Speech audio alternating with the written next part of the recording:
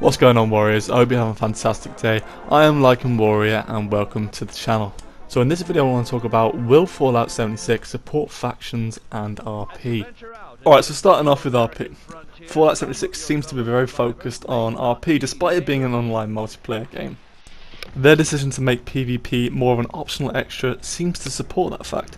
I feel like they're trying to push the player to experience the game in a way that promotes RP. Now, to expand on this a little more, having PvP as a relatively non-beneficial extra makes me at least want to approach players in a non-hostile way.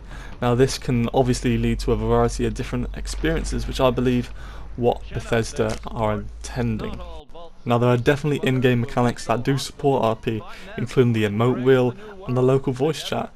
Now this definitely promotes communication amongst players, whether you want to use a mic or not. So with the history of Fallout being an RPG game and Bethesda wanting to keep Fallout Online a Fallout game, there's definitely going to be a lot more RPG mechanics that are in the game that we might not know of at the minute. Now moving on to another RP element and player factions. Now will player factions be a thing in Fallout 76? That is a good question.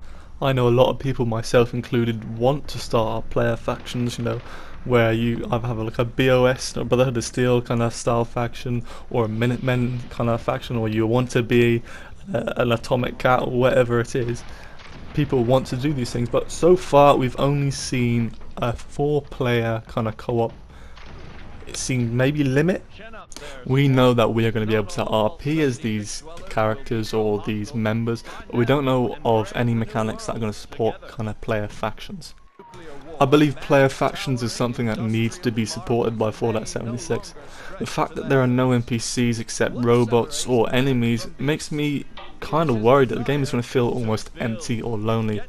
This is probably the feeling that they're trying to achieve. However, I doubt many people would enjoy playing a game for so long if that's how it feels. So yeah, in my opinion, factions definitely need to be supported.